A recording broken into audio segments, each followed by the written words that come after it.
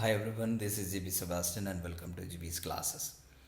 ഇന്ന് നമ്മൾ 7ാം ക്ലാസ്സിലെ ഹിസ്റ്ററിയിലെ അഞ്ചാമത്തെ ചാപ്റ്ററിലെ ലാസ്റ്റ് പാർട്ടാണ് നമ്മൾ നോക്കുന്നത്. ഇത് 6ാമത്തെ പാർട്ടാണ്. ഇതിനു മുമ്പുള്ള 5 പാർട്ടുകളിലെ വീഡിയോ ഓൾറെഡി ഇട്ടിട്ടുണ്ട്. അത് കാണാത്തവർ അത് ആദ്യം കാണണം. ഈ പാർട്ടിൽ നമ്മൾ ഡിസ്കസ് ചെയ്യുന്നത് റീജിയൻ ആൻഡ് എംപയറിനെ കുറിച്ചാണ്. ഈ ചാപ്റ്ററിൻ്റെ പേര് റൂളേഴ്സ് ആൻഡ് ബിൽഡിങ്സ് എന്നാണ്. ഇപ്പോൾ region and empire as the construction activity increased between the 8th and 18th centuries. 8th and 18th സെഞ്ചുറീൻ്റെ ഇടയിൽ ഒരുപാട് കൺസ്ട്രക്ഷൻ ആക്ടിവിറ്റി ഇൻക്രീസ് ചെയ്തിട്ടുണ്ടായിരുന്നു. കൺസ്ട്രക്ഷൻ ആക്ടിവിറ്റി എന്ന് പറഞ്ഞാൽ ബിൽഡിങ്ങുകൾ കൺസ്ട്രക്ട് ചെയ്യുന്ന സ്റ്റൈലിലും രീതിയിലും ഒക്കെ ഒരുപാട് ഇംപ്രൂവ്മെൻറ്റ്സ് ഡെവലപ്മെൻറ്റ്സ് നടന്നിരുന്നു ഈ 8th and 18th സെഞ്ചുറീൻ്റെ ഇടയിൽ. There was also considerable sharing of ideas across the regions. പല റീജിയൻസിൻ്റെ ഇടയിലും പല റീജിയൻ തമ്മിലും അവരുടെ ഈ ആർക്കിടെക്ചറിലുള്ള ഐഡിയകൾ അങ്ങോട്ടും ഇങ്ങോട്ടും ഷെയറിങ് നടന്നിരുന്നു. അങ്ങോട്ടും ഇങ്ങോട്ടും സഹകരണം ഉണ്ടായിരുന്നു, ഷെയറിങ് ഉണ്ടായിരുന്നു. The traditions of one region were adopted by another. ഒരു റീജിയൻ്റെ ട്രഡീഷൻസ് മറ്റേ റീജിയൻ അവർ അഡോപ്റ്റ് ചെയ്തിരുന്നു, സ്വീകരിച്ചിരുന്നു. അതിനൊരു എക്സാമ്പിളാണ് ഇവിടെ പറയുന്നത് വിജയനഗരം. ഈ കർണാടകൻ്റെ സൈഡിൽ ഇപ്പോഴത്തെ കർണാടകയ്ക്കുള്ള അവിടെയുള്ള ഒരു സാമ്രാജ്യമാണ്. In Vijayanagara, for example, the elephant stables of the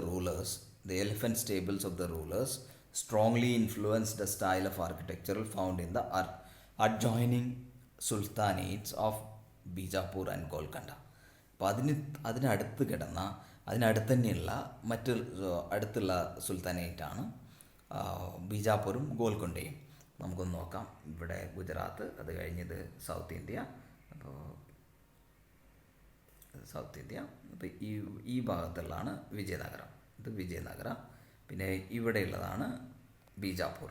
പിന്നെ ഇവിടെ ആന്ധ്രയുടെ സൈഡിലുള്ളതാണ് നമ്മുടെ ഗോൽക്കൊണ്ട. ഇത് ഗോൽക്കൊണ്ട, ബീജാപ്പൂർ, ഇത് വിജയനഗരം. അപ്പോൾ ഈ വിജയനഗരത്തിലുള്ള എലിഫൻറ്റ് സ്റ്റേബിൾസ് എന്ന് പറഞ്ഞു കഴിഞ്ഞാൽ ഈ ആനകളെ കെട്ടുന്ന സ്ഥലം, ആനകളുടെ ഷെഡ്, അതിന് ഉണ്ടാക്കുന്ന ബിൽഡിങ്ങുകൾ. അപ്പോൾ ആ എലിഫൻറ്റ് സ്റ്റേബിൾസ്, ഈ വിജയനഗരത്തിലുള്ള എലിഫൻറ്റ് സ്റ്റേബിൾസ് എന്തുമായിട്ട് സാമ്യം ഉണ്ടായിരുന്നു? ഈ ബീജാപ്പൂരും അത് അതിനടുത്ത് കിടന്ന ഗോൽക്കൊണ്ടയിലുള്ള അങ്ങനെയുള്ള എലിഫൻറ്റ് സ്റ്റേബിൾസ്, അതിൻ്റെ കൺസ്ട്രക്ഷനുമായിട്ട് സാമ്യം ഉണ്ടായിരുന്നു ഈ വിജയനഗരത്തിലെ. അപ്പോൾ അതിൻ്റെ അർത്ഥം എന്താണ്? പല റീജിയൻസും അങ്ങോട്ടും ഇങ്ങോട്ടും അവരുടെ ആർക്കിടെക്ചറൽ സ്റ്റൈല് ഷെയർ ചെയ്തിരുന്നു. അതുപോലെ തന്നെ പലരും അതിനെ അഡോപ്റ്റ് ചെയ്തിരുന്നു. അതിനൊരു എക്സാമ്പിളായിരുന്നു നമ്മൾ ഈ വിജയനഗരത്തിലെ എലിഫൻറ്റ് സ്റ്റേബിൾസിൻ്റെ കാര്യത്തിൽ നമ്മൾ കണ്ടത്. അപ്പോൾ ആ വിജയനഗരത്തിലെ എലിഫൻറ്റ് സ്റ്റേബിൾസും ബീജാപ്പൂറും ഗോൽക്കൊണ്ടയിലും ഉണ്ടായിരുന്ന എലിഫൻറ്റ് സ്റ്റേബിൾസിൻ്റെ അതുമായിട്ട് സാമ്യമുണ്ട്. അതുപോലെ തന്നെ വേറൊരു എക്സാമ്പിൾ, രണ്ടാമത്തെ എക്സാമ്പിൾ നമ്മൾ നോക്കുക. ഇൻ വൃന്ദാവൻ എന്ന് പറയുന്നത് നമ്മുടെ മധുര ആഗ്രയ്ക്കടുത്തുള്ള ഒരു സ്ഥലമാണ്. UP-യിൽ ആഗ്രയ്ക്കടുത്തുള്ള ഒരു സ്ഥലമാണ് മധുര. അത് അവിടുത്തെ വൃന്ദാവൻ എന്ന സ്ഥലത്തെ the temples were constructed in architectural styles that were very similar to Mughal palaces in Fatehpur Sikri. ആഗ്രയ്ക്കടുത്ത വേറൊരു സ്ഥലമാണ് ഫത്തേപൂർ സിക്രിയിലെ മുഗൾസിൻ്റെ പാലസ് കൊട്ടാരങ്ങളുടെ ആർക്കിടെക്ചറൽ സ്റ്റൈലുമായിട്ട് വളരെ സാമ്യമുണ്ടായിരുന്നു. എന്തിന്? ഈ മധുരയിലുള്ള വൃന്ദാവനിലെ പല ടെമ്പിൾസിനും. അപ്പോൾ അത് വേറൊരു എക്സാമ്പിൾ. ഇത് interior of temple of Govind Deva ടെമ്പിളിലെ, വൃന്ദാവനിലെ ഒരു ഗോവിന്ദ് ദേവ ടെമ്പിളിലെ ഒരു ഇൻറ്റീരിയറിലെ ഒരു ഡിസൈനാണ് നമ്മൾ ഈ കാണുന്നത്. ഇത് ഇപ്പോൾ ഇവിടെ ഒരു ആർച്ച് കാണാൻ പറ്റും. ഇത് വേറൊരു ആർച്ച് കാണാൻ പറ്റും. ഇത് വേറൊരു ആർച്ച്, അതുപോലെ തന്നെ ഇത് വേറൊരു ആർച്ച്. അങ്ങനെ 4 ആർച്ചുണ്ട്. പക്ഷേ ഇതിൽ ഇൻട്രസ്റ്റിംഗ് എന്താണെന്ന് പറഞ്ഞു കഴിഞ്ഞാൽ ഇവിടെ ഈ ഒരു ആർച്ചും അതുപോലെ തന്നെ ഈ ഒരു ആർച്ചും അങ്ങോട്ടും ഇങ്ങോട്ടും ഇൻ്റർസെക്റ്റ് ചെയ്യുന്നു, ക്രോസ് ചെയ്യുന്നു.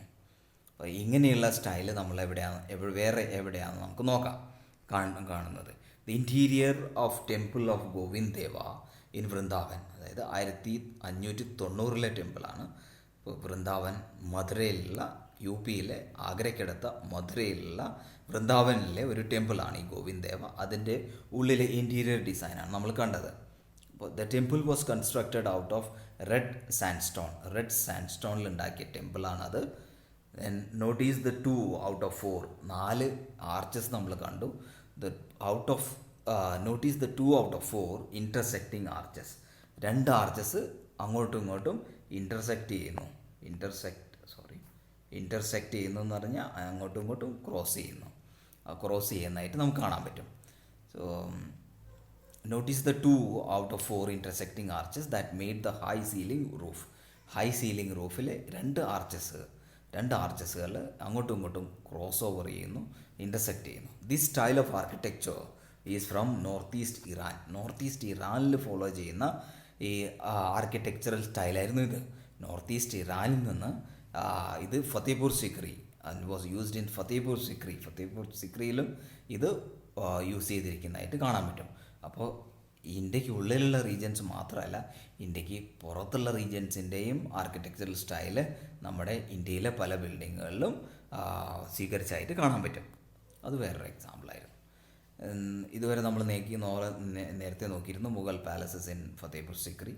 അത് കഴിഞ്ഞിട്ടുള്ള അടുത്ത paragraph, the creation of large empires that brought different regions under their role.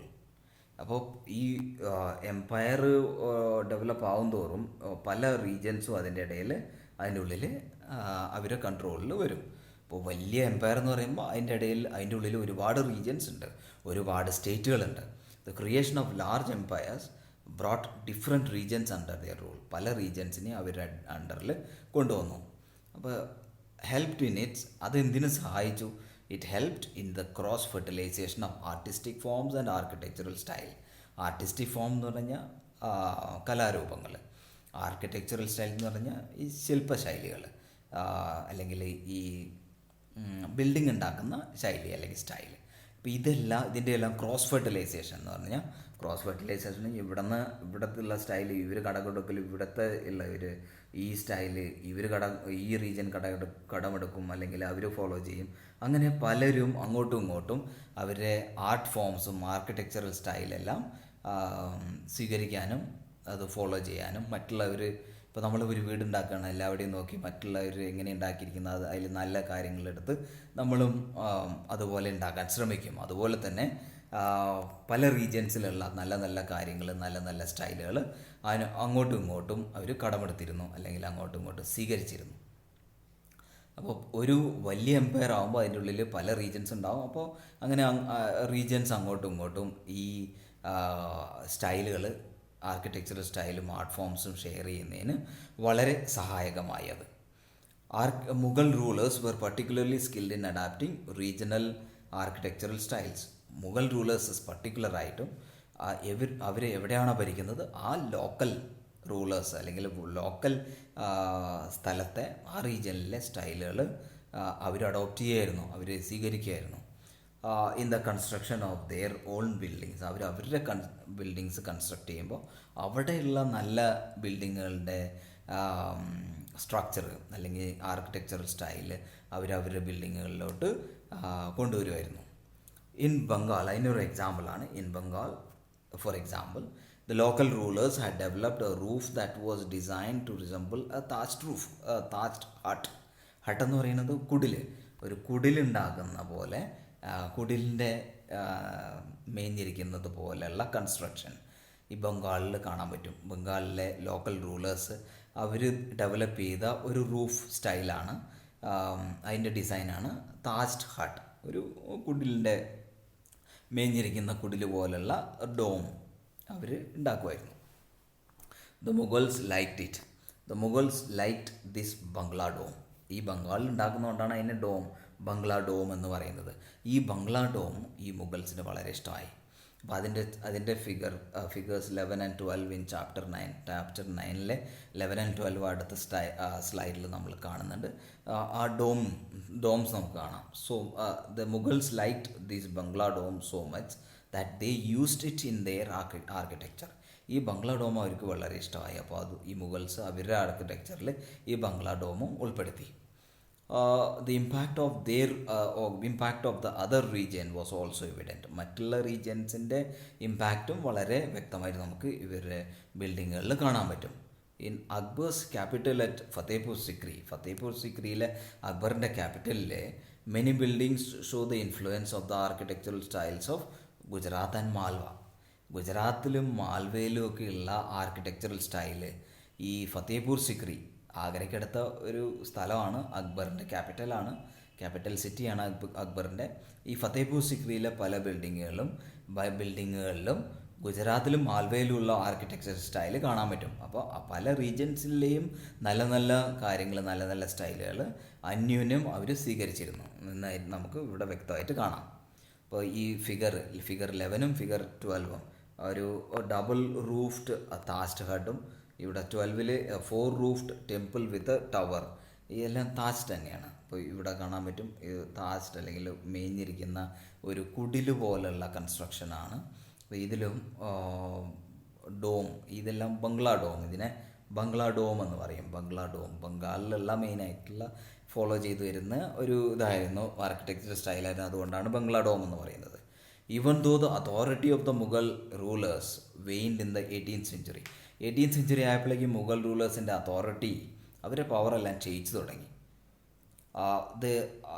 അങ്ങനെ ക്ഷയിച്ചു തുടങ്ങിയിരുന്നു എങ്കിലും, ഈവൻ ദോ എന്ന് പറഞ്ഞാൽ എന്നിരുന്നാലും എങ്കിലും, എന്താണ് the architectural styles developed under their patronage. ഈ മുഗൾസിൻ്റെ ഭരണകാലത്ത് ഡെവലപ്പ് ചെയ്ത ആർക്കിടെക്ചറൽ സ്റ്റൈൽ, അതിൽ വലിയ ക്ഷയിക്കലൊന്നും നടന്നില്ല. അവർ ഫോളോ ചെയ്തു എന്ന അവർ ഡെവലപ്പ് ചെയ്ത, ഈ മുഗൾ റൂളേഴ്സ് ഡെവലപ്പ് ചെയ്ത ആർക്കിടെക്ചറൽ സ്റ്റൈല് അവരുടെ ഭരണം കഴിഞ്ഞിട്ടും എന്തായി, were constantly used and adapted by other rulers. അപ്പോൾ അത് കോൺസ്റ്റൻ്റ് ആയിട്ട്, അതല്ലെങ്കിൽ കണ്ടിന്യൂസ് ആയിട്ട് ആ സ്റ്റൈല് മറ്റുള്ളവരും ഉപയോഗിച്ചു. അതുപോലെ തന്നെ വാസ് അഡാപ്റ്റഡ് എന്ന് പറഞ്ഞു കഴിഞ്ഞാൽ മറ്റുള്ളവർ ആ ആർക്കിടെക്ചറൽ സ്റ്റൈൽസ് ഫോളോ ചെയ്തു. Whenever they try to establish their own kingdoms. പുതിയ റൂളേഴ്സ് വന്ന് പുതിയ കിങ്ഡംസ് ഉണ്ടാക്കി, അവർ പുതിയ ബിൽഡിങ്ങുകൾ, പാലസുകൾ ഉണ്ടാക്കുമ്പോഴും ഈ മുഗൾ റൂളേഴ്സിൻ്റെ ആ സ്റ്റൈല്, ആർക്കിടെക്ചറൽ സ്റ്റൈൽ അവർ കണ്ടിന്യൂ ചെയ്തു, അതിനെ ഫോളോയും ചെയ്തു എന്നാണ് പറയുന്നത്. ഇത് വേറൊരു സ്റ്റൈല്, ഇപ്പോൾ ഗുജറാത്തിൽ കാണുന്ന സ്റ്റൈലാണ്. ഇപ്പോൾ ഈ പില്ലേഴ്സ് കാണാൻ വളരെ മനോഹരമായി ഡെക്കറേറ്റ് ചെയ്ത പില്ലേഴ്സ്. അതുപോലെ തന്നെ ഇവിടെ നിന്ന് ഇങ്ങനെ ഒരു സപ്പോർട്ട്, ഈ ടെറസിനെ, ഈ എക്സ്റ്റെൻഡ് ചെയ്ത് നിൽക്കുന്ന ടെറസിനെ സപ്പോർട്ട് ചെയ്ത് തൂണുകളിൽ നിന്ന് വരുന്ന സപ്പോർട്ടുകൾ, ഇതെല്ലാം കാണാം. അപ്പോൾ ഡെക്കറേറ്റഡ് എന്ന് പറഞ്ഞാൽ വളരെ മനോഹരമായി ഭംഗിയായിട്ട് അലങ്കരിച്ച പില്ലറുകൾ. ആൻഡ് സ്ട്രട്ട്സ് എന്ന് പറയുന്നത്, ഇത് പില്ലറാണ്, ഒരു പില്ലറാണെങ്കിൽ ഇത് റൂഫ് ഇതിനെ എക്സ്റ്റെൻഡ് ചെയ്ത് കുറച്ചും കൂടി പുറത്തോട്ട് തള്ളി നിൽക്കുന്നു. അതിനെ സപ്പോർട്ട് ചെയ്യാനായിട്ട് ഇവിടെയുള്ള ഈ റൂഫിനെ സപ്പോർട്ട് ചെയ്യുന്ന ആ എക്സ്റ്റൻഷനെയാണ് പറയുന്നത്, പില്ലറിൽ നിന്നുള്ള എക്സ്റ്റൻഷനെ പറയുന്നത് സ്ട്രട്ട്സ് എന്ന്. Holding the extension of the roof, ഈ റൂഫിൻ്റെ എക്സ്റ്റൻഷനെ ഹോൾഡ് ചെയ്യുന്ന സ്ട്രട്ട്സ് ഒക്കെ കാണാൻ പറ്റും. ആൻഡ് ഇതെവിടെയാണ് കാണുന്നത്? ജോധ് ഭായ് പാലസ് ഇൻ ഫത്തേപൂർ സിക്രി. ഇപ്പോൾ യു പിയിലെ മധുരയ്ക്കടുത്തുള്ള അല്ലെങ്കിൽ ആഗ്രയ്ക്കടുത്തുള്ള ഫത്തേപൂർ സിക്രി എന്ന സ്ഥലത്തെ ജോധ് ഭായ് പാലസ് എന്ന പാലസിലും ഈ കൺസ്ട്രക്ഷൻ കാണുന്നു. ഈ തരത്തിലുള്ള കൺസ്ട്രക്ഷൻ കാണുന്നു. ഈ കൺസ്ട്രക്ഷൻ എവിടെയാണ് മെയിനായിട്ട് ഫോളോ ചെയ്തതെന്ന്? ഗുജറാത്തിൽ. These follow architectural traditions of the Gujarat റീജിയനിലെ ആർക്കിടെക്ചറൽ സ്റ്റൈലാണിത്. അത് ഇവിടെ ഫത്തേപൂർ സിക്രിയിലെ ജോധ് ഭായ് പാലസിലും ഇത് ഇങ്ങനെയുള്ള കൺസ്ട്രക്ഷൻ കാണാൻ പറ്റുന്നു. ഇത് കഴിഞ്ഞിട്ട്, ഇത് നമ്മുടെ 5ാമത്തെ ചാപ്റ്റർ കഴിഞ്ഞു, buildings and rulers and buildings എന്ന ചാപ്റ്റർ കഴിഞ്ഞു. അപ്പോൾ അതിൽ ലാസ്റ്റ് ഒരു പോയിൻ്റ് ഉണ്ട്. ഇപ്പോൾ ഇന്ത്യയിലുള്ള പല കാര്യങ്ങളാണ് നമ്മൾ ഇതുവരെ ഡിസ്കസ് ചെയ്ത്. ഈ ഇന്ത്യയിലെ ആ സമയത്ത് തന്നെ ലോകത്തിലെ എസ്പെഷ്യലി യൂറോപ്പിൽ പല ഡെവലപ്മെൻറ്റ്സ്, ആർക്കിടെക്ചറിൽ പല ഡെവലപ്മെൻറ്റ് നടന്നു. അതിൻ്റെ ഒരു ചെറിയൊരു ഭാഗമാണ് നമ്മളിവിടെ ഡിസ്കസ് ചെയ്യുന്നത്.